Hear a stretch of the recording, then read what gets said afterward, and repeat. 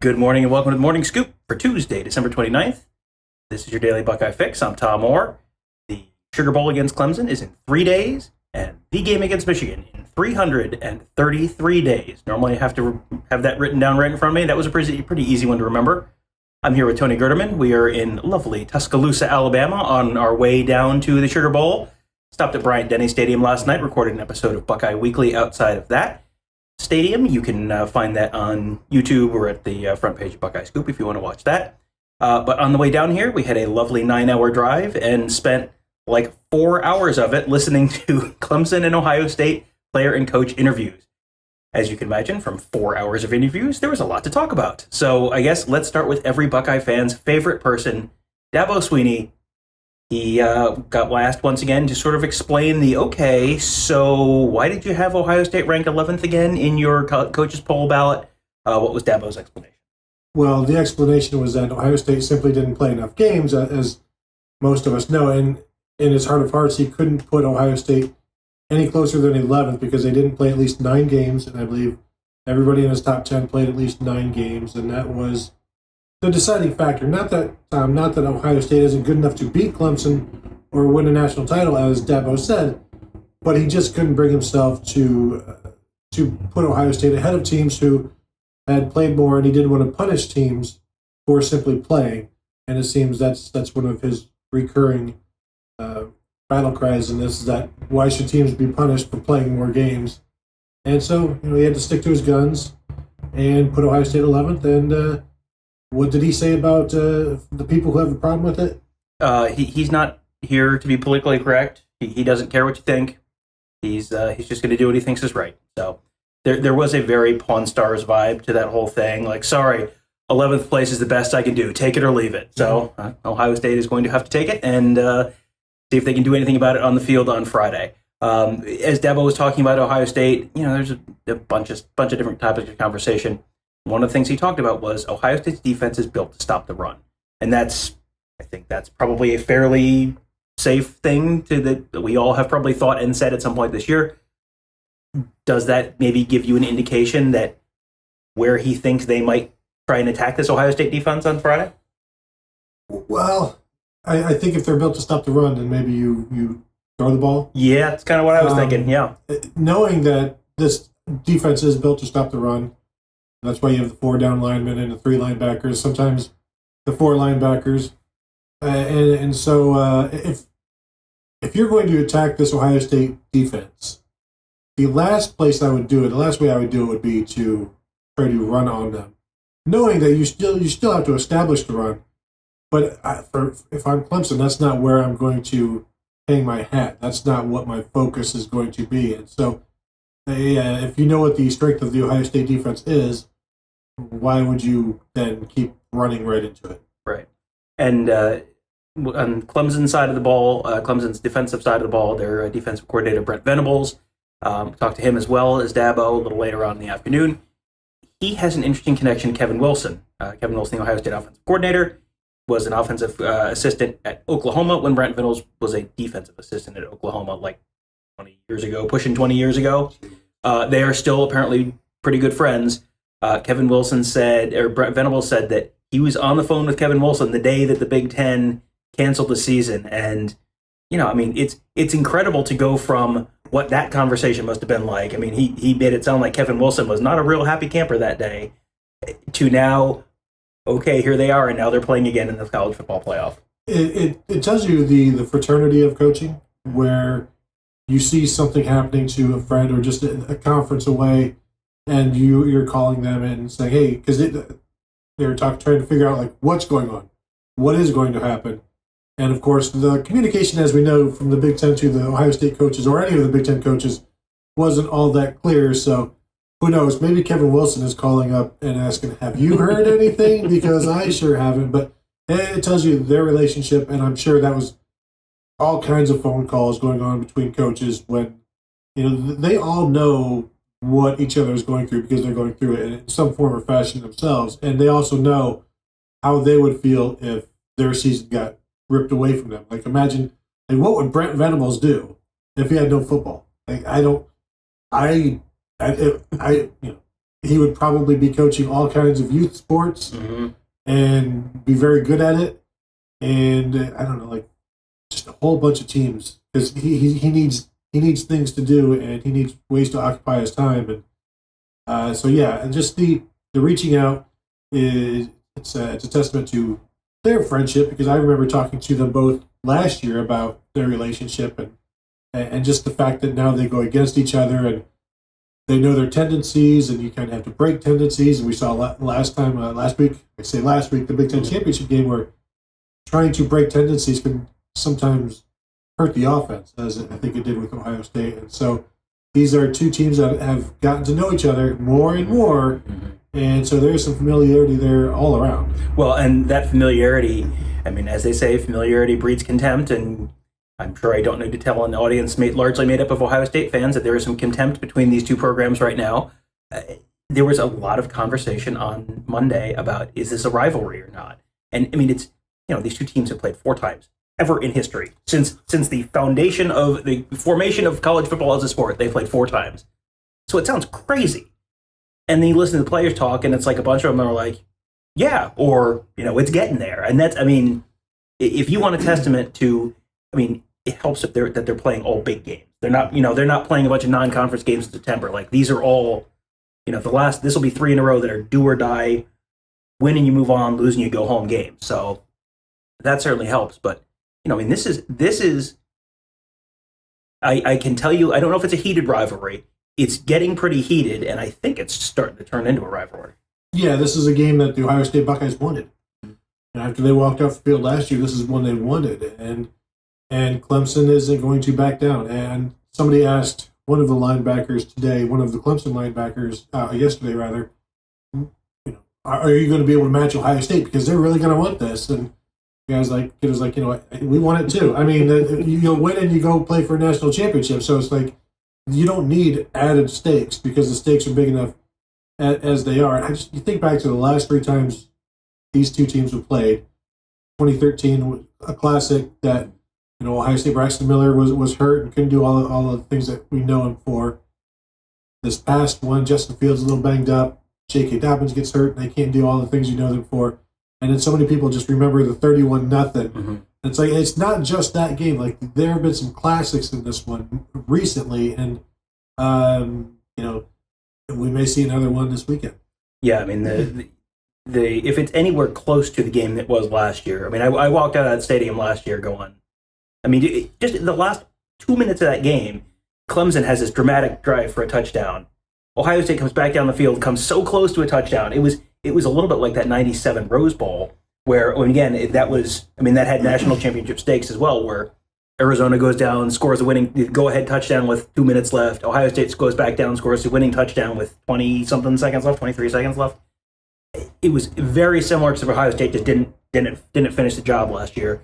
They get another chance. I mean, it has seemed inevitable to me, and I think to you all year. Like, it just has felt like these two teams were on a collision course. Like, last year was just such a great game.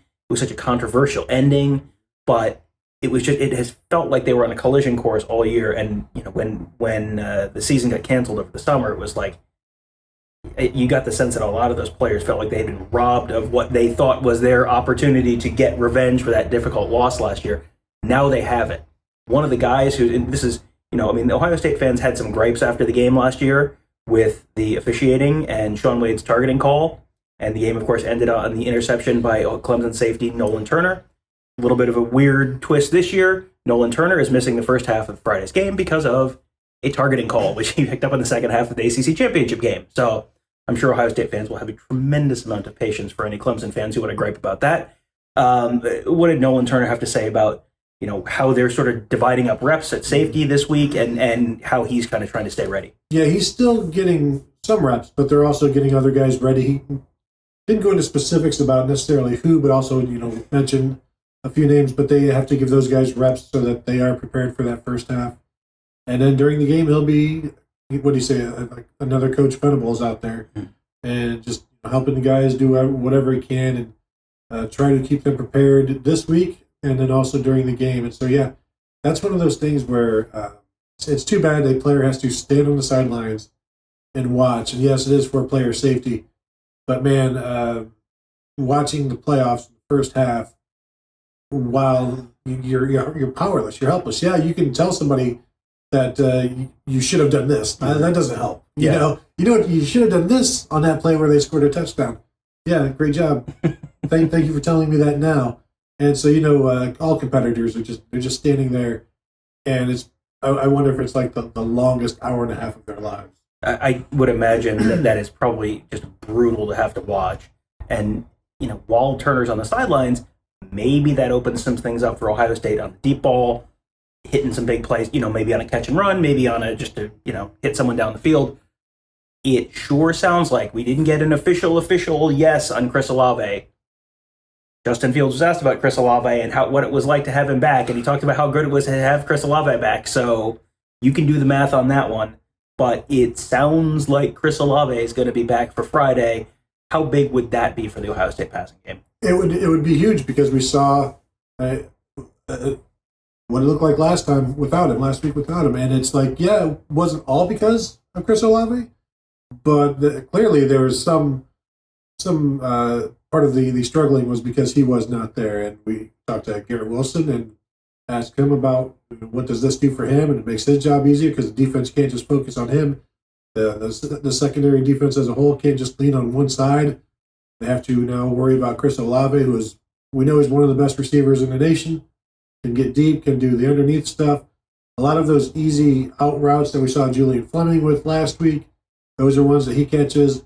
The one that you saw to Jamison Williams that went out and up accidentally and was an interception. Chris Olave is just spectacular at waiting till the last minute and just keeping his feet in and giving Justin Fields time and a target. And he's an elite receiver. He opens up everything. And yeah, from the sound of everybody talking about him except for Ryan Day, who was asked specifically about him and did not answer the question, but said there would be a bunch of guys returning. But yeah, that's huge. And if we see a difference this week in Justin Fields, give some of that credit, I think, to Chris Olave and also the fact that the defense has to worry about him more than they had to worry about a freshman last week. Well, and another thing that could be a difference for Justin Fields this week is how is that thumb going? How are things with that thumb that he hurt against Northwestern? Because it didn't look great at the end of the Northwestern game. And, after the game, he talked about, it's a sprain. And, we had sort of thought, well, okay, maybe he has a week off and then he comes back and he's okay. He was asked about it. Ryan Day was asked about it. I think total, they said 6 words, which was 7 words maybe. It was like, yeah, it'll be ready by Friday. He'll be fine. I came away from those answers not sure if I really believed either of them because it seemed like there might be, you might get more context if he really was. If it was like, yeah, he's 100%, he's good to go right now, I think we would have heard that, and that is definitely not what we heard. Yeah, when Justin Fields says, I'll be good to go by Friday night, or something to that effect. Yeah. I'll be ready by Friday night. That implies that he is not ready right now. Or where is he now? Like 85%, 90%. I'll be 100% by Friday night. Maybe he's at like 87 or something like that. So there will be seemingly some impact there, or at least there will be if things don't continue to progress. But yeah, when we both heard it, we looked at each other like these are odd answers for a seemingly simple question. And when there are odd answers to a simple question, the answer is less than simple. Yeah, and another person we talked to on Monday was Josh Myers. He talked about just how this has been just a weird season, and they haven't been able to get into rhythm. And he missed the Michigan State game, and they haven't had the whole offense together. But in a way, there has been a rhythm to this season. I was thinking about it, and I was like, wait a minute. They played, I think, Penn State, or no, they played Rutgers. Then they missed the Maryland game. Then they came back and played Indiana. Then they missed the Illinois game. Then they came back and played Michigan State. Then they missed the Michigan game. Then they came back and played Northwestern. Then they had an off week, and now they're playing Clemson. So it's like, Dabo Swinney talked about that too. Like there hasn't been a rhythm to the season, but in this weird start and stop that the Buckeyes have had this year, it has actually turned into a rhythm. It's play a game, take a week off. Play a game, take a week off. I wonder if this is like way different than a normal ball season. Normally you're done December 5th and you're sitting around for 3.5, 4 weeks. I wonder if the fact that it's been such a weird, disjointed season, the fact that this has been the rhythm, they'll come out and it's like, okay, this is the weekend we play a game because we sat out last weekend. I mean, it's this like weird thing that has been so off of the normal kilter that it's like, oh no, this is normal and this is the pattern. Yeah, and this whole bowl prep has just been another week, and I think Dabo said on Monday was their Wednesday, and Ohio State's probably something similar, but it's not far off. I mean, you just prepare for a Friday night game instead of a Saturday night game, and it changed things by about a day. And Ohio State will leave the night before, the afternoon before the game, just as they would for the Michigan State game, or just as they would for any typical road game.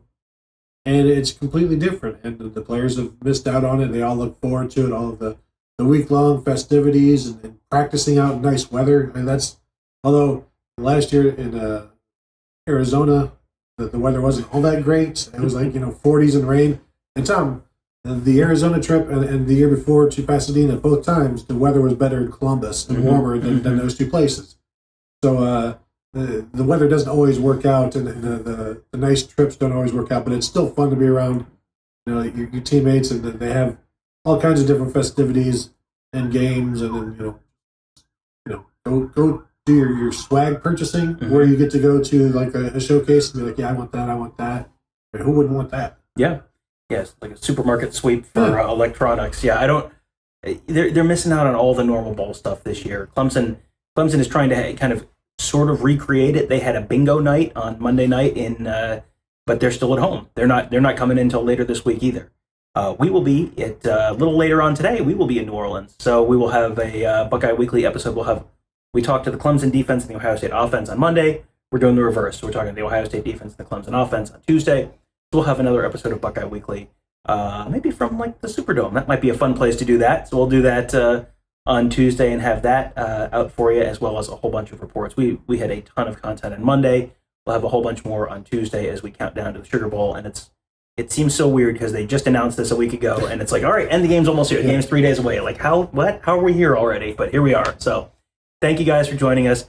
Make sure you check out all of our great podcasts, including those episodes of Buckeye Weekly, on Apple Podcasts, Google Podcasts, SoundCloud, Spotify. Just search Buckeye Scoop to find all of those. You can subscribe right there. Also leave us a 5-star rating and review. That will help some new folks find the shows as well. Also make sure you check out BuckeyeScoop.com. As I mentioned, there's a ton of great content on there. We have all those interviews on our YouTube channel, youtube.com/Buckeye Weekly. We have, they did the traditional painting of the field. Yes, they are painting the field for the Sugar Bowl. It is not going to be Indianapolis Colts end zones down in New Orleans. So we have the video of that up on our YouTube channel. That's youtube.com/Buckeye Scoop. You can find that all there. Again, that is all free. But if you are interested in going a little deeper, we have another big week of nuggets from Nevada Buck on our Ask the Insiders board. You can sign up to be a member at BuckeyeScoop.com to get access to all of those. And your first month of membership will get you through the Clemson game, and assuming Ohio State wins, we'll get you to the national championship game as well. So it would be a fantastic time to sign up for that as well. Thank you guys for joining us. Have a great day. We will talk to you tomorrow from New Orleans.